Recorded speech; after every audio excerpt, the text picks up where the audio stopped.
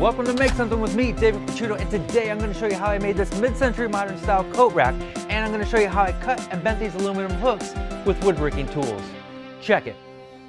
So last night I drew up this coat rack in Fusion 360. There are two sections. The top part has these wooden coat hangers with bent aluminum hat hangers underneath. We have limited time today because I'm getting ready to take off for a trip to the Bay Area Maker Faire. I was really hoping to make this out of some scraps that I have, but I don't have any scraps long enough. So what I have to do is use some of this walnut plywood left over from the desk build.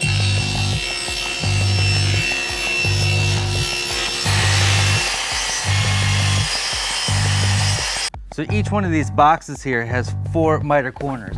I have my blade set to 45 degrees over here on the table saw. And we're gonna cut those joints.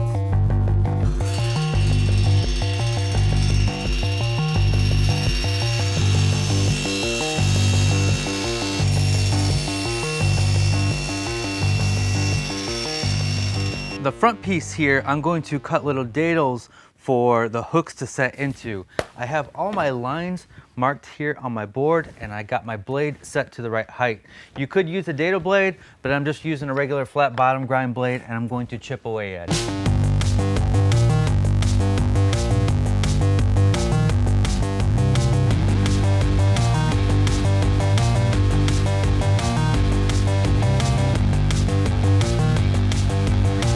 I have a 1/8 inch sheet of aluminum that I ordered on Amazon. It's 12 by 12. I've cut aluminum on my table saw and my miter saw before. You can use woodworking blades, but recently George Von Druska from Woodworkers Guild of America had a Facebook video where he was showing off this blade that's just for cutting aluminum for your table saw. Saw that, came up with the idea for this coat rack, and bought this blade. So I'm going to install this blade, and we're going to cut the sheet on the table saw. How crazy is that?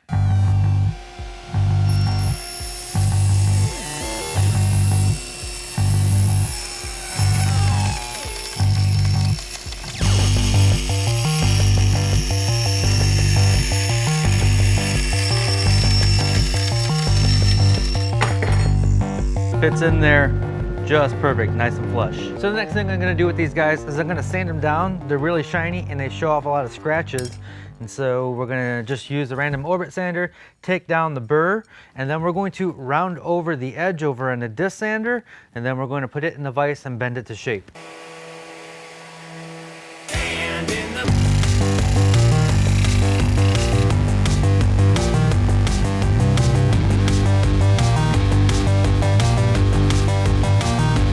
All right, so now it is time to bend the aluminum. The stuff that I got is pretty darn soft, so it's pretty easy to bend. If you get the heavier, stronger stuff, you can heat it up with a blowtorch to create that weak point. Nothing special here, I'm just throwing it in the clamps and bending it. This first bend needs to be 90 degrees.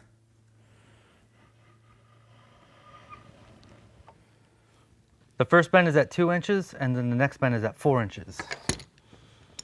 I want to try to isolate the bend as much as possible.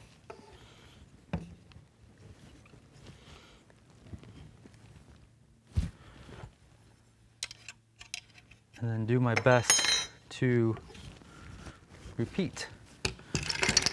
Not try to overdo it, because I don't want to keep going back and forth. And that is pretty darn good. All right, mixing up some 5-minute epoxy. And we're just going to brush it in the dados here. Now these will be reinforced with dowels. I just need to get them held in place for now. Now that I think about it, I probably should have sanded this and put finish on.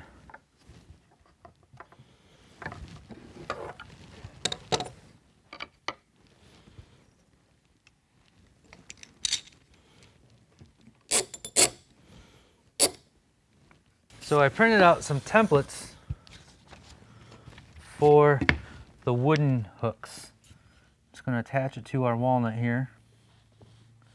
And the long straight edge will just line up with the bottom. So I'm just adjusting my miter saw visually until it lines up there. I don't even know what angle this is. And we'll flip it over and do the other side. Now we'll finish this up on the back. Don't suggest using Forstner bits, but it's all I have. We're going to attach these with dowels, like so. But before we do this, we're going to use the dowel centers, which are going to fit in there, and then we'll smack that with a hammer, and it'll make two little indents and let us know where to drill in here.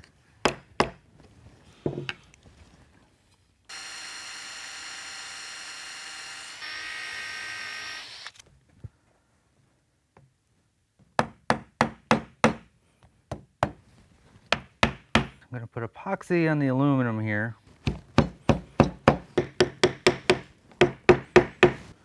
All right, so this is a weird angle. I don't know how to clamp it.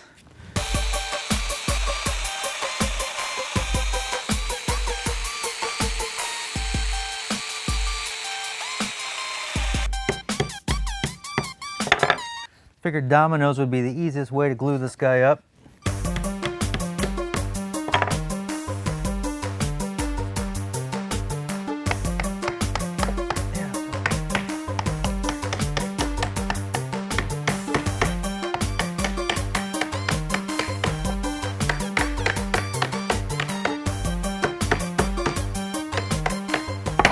I don't think I need any clamps. Those dominoes are in there pretty darn tight.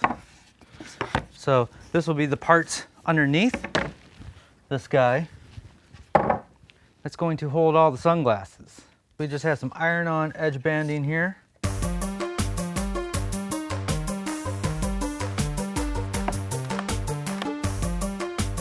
that's not bad. So for the back of this guy, normally I would put a piece of plywood on there, but I only have 3/4 inch walnut plywood. So I am just going to take this walnut board that I have here, and I'm going to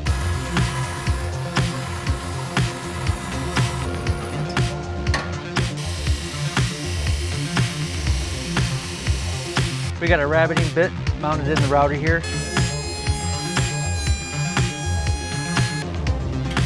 We can cut this to fit so it drops in there. Normally I would glue the back in, because normally I'm using plywood, but this is solid wood and it needs a little bit of room to expand, and you can see I left some room. And so I'm not going to use any glue. Welcome back to Make Something, where every week I make a huge mistake. This week's mistake was I need to cut a groove along the bottom for the bottom piece of plywood to fit into. I should have done this before all of this, so now I have to rig up a fence system, and I think this will work.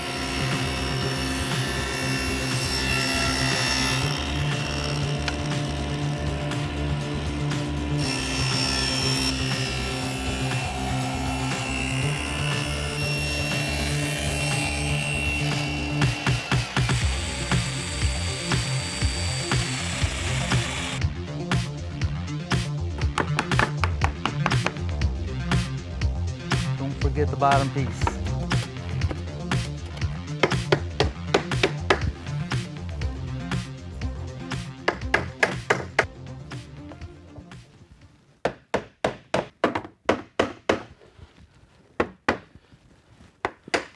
So I messed up that glue up really bad. A bunch of pieces broke, and that is because I forgot that I had to cut down the dominoes to size, and it blew out the ends when I was trying to force it together. It's devastating because we lost a whole half day's of work. I'm not sure what I'm going to do just yet. Need time to think. I would like to take a moment to tell you about today's sponsor, and that is DesignCrowd. DesignCrowd is a website that helps startups and small businesses crowdsource custom logos, business cards, website design, and more from designers all over the world. DesignCrowd has over 600,000 designers to help you with your brand identity. You get the perfect custom design every time with a money-back guarantee. So here's how it works. You post your creative brief describing what you need. Within hours, you'll start receiving designs. Over the course of 3 to 10 days, you'll receive anywhere from 60 to 100 plus designs for your project. And get this, you can provide feedback to the designers and request revisions. You then pick the best design and approve payment to the designer. So here at Make Something, we're working on some updated branding, and I wrote up a design brief for an updated logo mark to go along with my logo type. As you can see here, I've already received over 90 submissions and more are coming in. So if you need a logo, website, t-shirt design, or anything that requires a designer, check out designcrowd.com/makesomething to learn more and save up to $100 when you start your project. Again, Make Something viewers receive $100 off your first project at designcrowd.com/makesomething. All right, thanks Design Crowd. Let's get back to this coat hanger and finish it up. All right, so Eric has left and gone home. It has been a long day. I did remake the sides and got everything glued up together finally. So the last thing for me to do is add the edge banding to the top of this piece and put on a couple coats of finish. And then we'll hang it up. A little bit of a frustrating day, but we got through.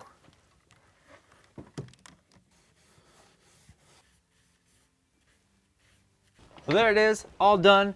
Pretty darn happy with it. We ran into a few problems. It was frustrating at the end when it all kind of fell apart and collapsed. That was because I was using dominoes for the mitered corners up here, and the dominoes were too long because the boards are just 3/4 inch thick, and you have to have that domino going in there at an angle. And for this piece, I remembered to cut the dominoes down the size, and for this one I didn't. So when I was forcing it together, the end pieces, the plywood just kind of split apart. We're in my shop now. It's going to be mounted in the house. The current house situation is it's a mess. It's much smaller. You might remember me building this coat rack a couple years ago out of pallet wood.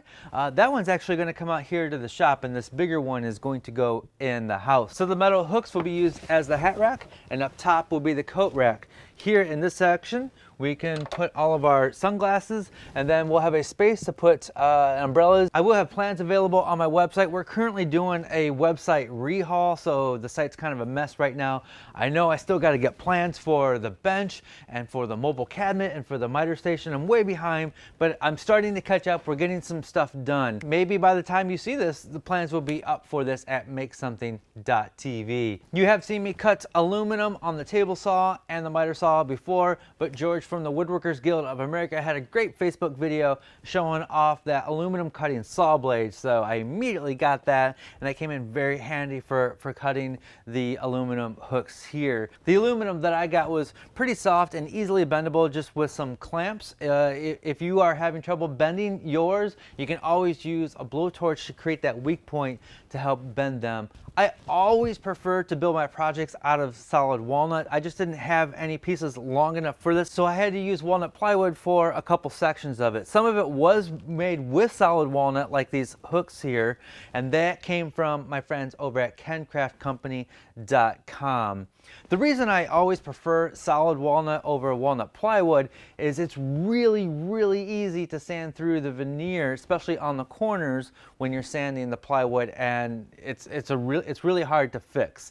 And sometimes edge banding looks like edge banding, depends on how good you did. I did a fairly good job here. There are a couple tiny little places where the veneer has chipped out, which is why I prefer solid walnut. But you work with what you have, right? Please visit designcrowd.com/makesomething to get $100 off your first design. All right, folks, we will see you next week. I'll see some of you at the Bay Area Maker Fair. As always, be safe, have fun, stay passionate, and make something. Also, before we go, I'm having a meet and greet at Kencraft. That's my local hardwood dealer here in Toledo, Ohio on June 16th, 2018. More details to come.